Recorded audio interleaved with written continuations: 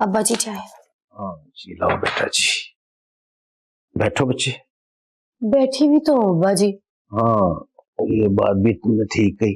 ویسے کافی دنوں سے ہم نے پروفیشنل گفتگو نہیں کی. ویسے سوچ تو میں بھی یہی رہی تھی. ایسے چل رہی ہے تمہاری جاب اور یہ شہر کا امن و امان؟ جاب تو ابا جی بہت اچھی چل رہی ہے, مگر یہ امن و امان تو مجھ سے بہتر آپ ہی جانتے ہیں. ہاں بیٹا جی, جیسے جیسے وقت گزرتا جا رہا ہے جرائم بڑھتے ہی جا رہے ہیں. اب پتہ نہیں قصور کس کا ہے.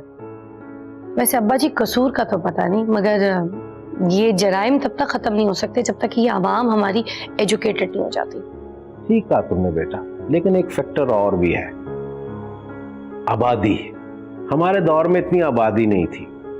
اب جیسے جیسے آبادی بڑھتی جا رہی ہے ویسے ویسے جرائم کی شرح بھی بڑھتی جا رہی ہے. جی ابا جی, یہ آبادی بہت بڑا فیکٹر ہے.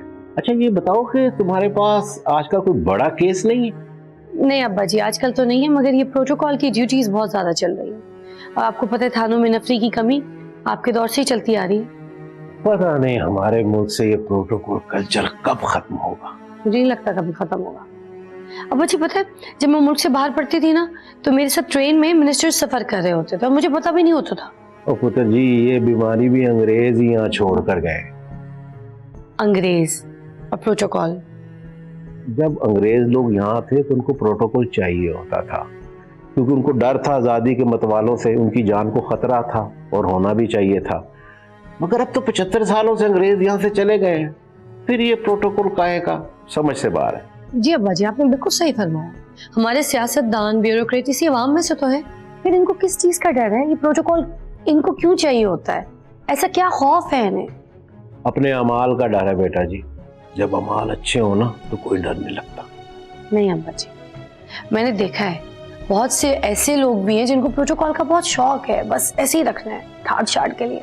بیٹا جی یہ بھی غلامانہ سوچ کی علامت ہے.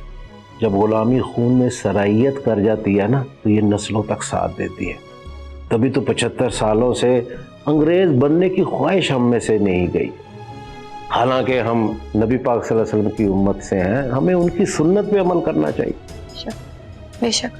چلو پتر جی اب آپ جا کے ریڈی ہو جاؤ ورنہ آپ لیٹ ہو جاؤ. Thank you. لو جی چائے تو پی لے. کیا اچھی خوشبو ہے, ذائقہ یقیناً خراب ہوگا.